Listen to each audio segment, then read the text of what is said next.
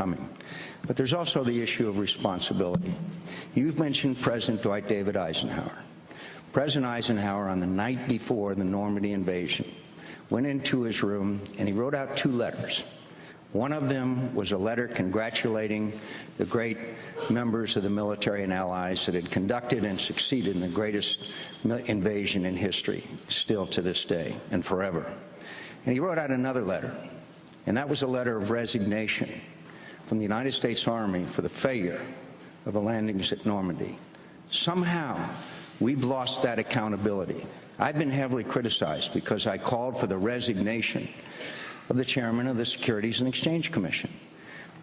We've got to start also holding people accountable, and we've got to reward people who succeed. But somehow in Washington today, and I'm afraid on Wall Street, greed is rewarded, excess is rewarded, and corruption, or certainly a failure to carry out our responsibility, is rewarded. As President of the United States, people are going to be held accountable in my administration, and I promise you that that'll happen.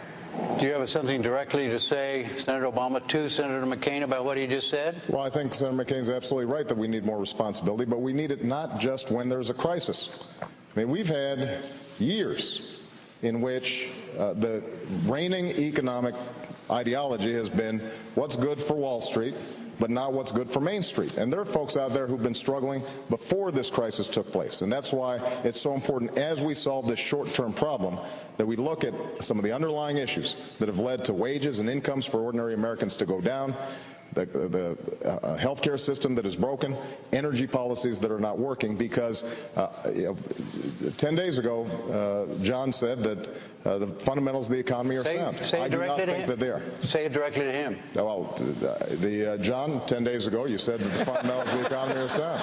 And are you afraid I couldn't hear him? I'm just determined to get you all to talk to each other. I'm going to try. And I just fundamentally disagree. And unless we are holding ourselves accountable day in, day out, not just when there's a crisis for folks who have power and influence and can hire lobbyists, but for the nurse, the teacher, the police officer who, frankly, at the end of each month, they've got a little financial crisis going on. They're having to take out extra debt just to make their mortgage payments. We haven't been paying attention to them. And if you look at our tax policies, it's a classic example. So, Senator McCain, do you agree with what Senator Obama just said? And if you don't, tell him what you disagree with. No, look, we've got to fix the system. We got fundamental problems in the system. And Main Street is paying a penalty for the excesses and greed in Washington, D.C., and in the Wall Street. So there's no doubt that we have a long way to go. And obviously, stricter interpretation and consolidation of the various regulatory agencies that weren't doing their job that has brought on this crisis. But I have a fundamental belief in the goodness and strength of the American worker, and the American worker is the most productive, the most innovative. America is still the greatest producer, exporter, and importer. But we've got to get through these times. But I have a fundamental belief in the United States of America, and I still believe, under the right leadership, our best days are ahead of us. All right, let's go to the next lead question, which is essentially following up on the same subject. And you get 2 minutes to begin with, Senator McCain, and using your word, fundamental. Are there fundamental differences between your approach and Senator Obama's approach to what you would do as president to lead this country out of the financial crisis? Well, the first thing we have to do is get spending under control in Washington. It's completely out of control. It's gone. We have now presided over the largest increase in the size of government since the Great Society. We Republicans came to power to change government, and government changed us. And the worst symptom of this disease is what my friend Tom Coburn calls earmarking as a gateway drug, because it's a gateway.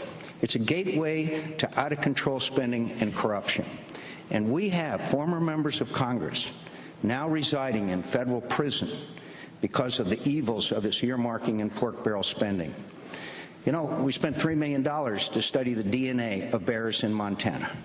I don't know if that was a criminal issue or a paternal issue, but the fact is that it was $3 million of our taxpayers' money, and it has got to be brought under control. As President of the United States, I want to assure you, I've got a pen. This one's kind of old. I've got a pen, and I'm going to veto every single spending bill that comes across my desk. I will make them famous, that you will know their names. Now, Senator Obama, you wanted to know one of the differences. He has asked for $932 million of earmarked pork barrel spending, nearly $1 million for every day that he's been in the United States Senate. I suggest that people go up on the website of Citizens Against Government Waste, and they'll look at those projects. That kind of thing is not the way to rein in runaway spending in Washington, D.C. That's one of the fundamental differences that Senator Obama and I have. Senator Obama, 2 minutes. Well, Senator McCain is absolutely right that the earmarks process has been abused, which is why I suspended any requests for my home state, whether it was for senior centers or what have you, until we cleaned it up.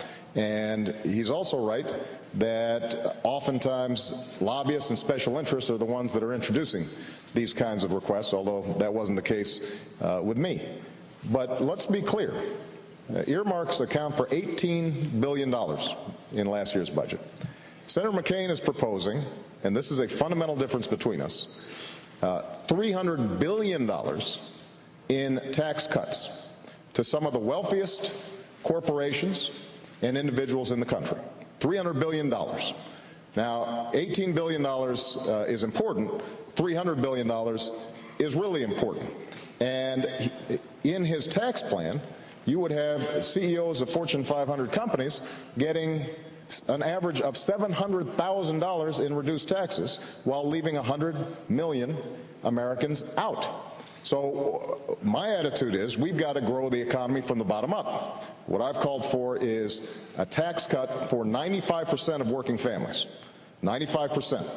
And that means that the ordinary American out there who's collecting a paycheck every day, they've got a little extra money to be able to buy a computer for their kid, to fill up on this gas that is killing them.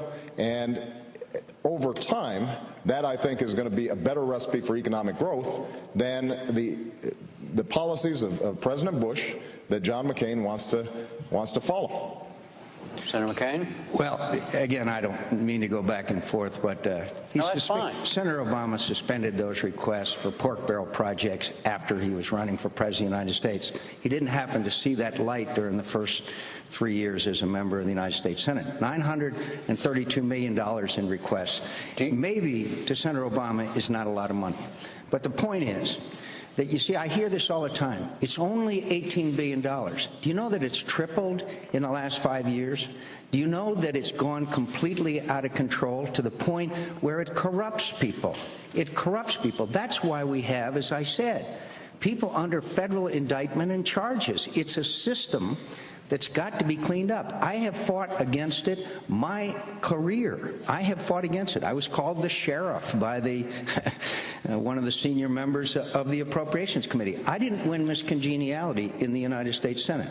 Now, Senator Obama didn't mention that along with his tax cuts, he is also proposing some $800 billion in new spendings on new programs. Now, that's a